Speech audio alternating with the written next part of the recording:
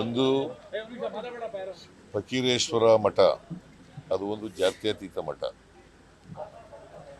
ಅದರ ಪೀಠಾಧಿಕಾರಿಗಳಾದಂಥ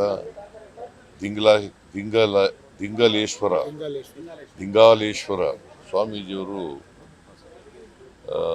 ಧಾರವಾಡ ಪಾರ್ಲಿಮೆಂಟ್ರಿ ಕಾನ್ಸ್ಟಿಟ್ಯೂನ್ಸಿಯಿಂದ ಅರ್ಜಿ ಹಾಕಿದ್ದಾರೆ.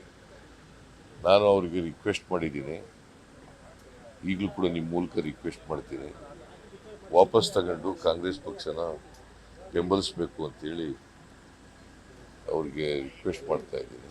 ಇವತ್ತು ಕೊನೆಯ ದಿನ ನಾಮಿನೇಷನ್ ವಾಪಸ್ ತಗೊಳ್ಳಿಕ್ಕೆ.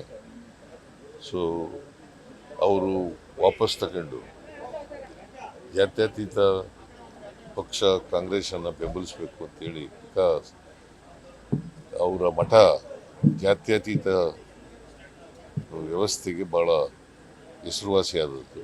ಇವರು ಕೂಡ ಜಾತ್ಯತೀತ ಸ್ವಾಮೀಜಿ. ಸೊ ಅವರು ವಾಪಸ್ ತಗೊಂಡು ಕಾಂಗ್ರೆಸ್ ಅಭ್ಯರ್ಥಿಗೆ ಘೋಷಿಸಬೇಕು ಅಂತೇಳಿ, ಬೆಂಬಲಿಸಬೇಕು ಅಂತೇಳಿ ಅವರಲ್ಲಿ ಮನವಿ ಮಾಡ್ತಾರೆ.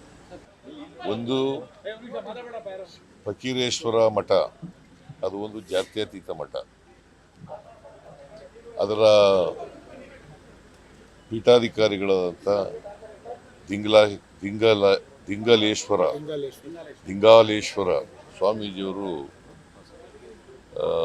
ಧಾರವಾಡ ಪಾರ್ಲಿಮೆಂಟ್ರಿ ಕಾನ್ಸ್ಟಿಟ್ಯೂನ್ಸಿಯಿಂದ ಅರ್ಜಿ ಹಾಕಿದ್ದಾರೆ.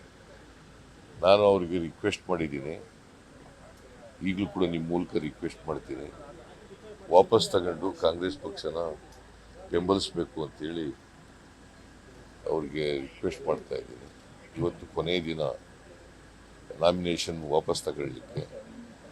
ಸೊ ಅವರು ವಾಪಸ್ ತಗೊಂಡು ಜಾತ್ಯತೀತ ಪಕ್ಷ ಕಾಂಗ್ರೆಸ್ಸನ್ನು ಬೆಂಬಲಿಸಬೇಕು ಅಂತೇಳಿ, ಬಿಕಾಸ್ ಅವರ ಮಠ ಜಾತ್ಯತೀತ ವ್ಯವಸ್ಥೆಗೆ ಭಾಳ ಹೆಸರುವಾಸಿಯಾದದ್ದು.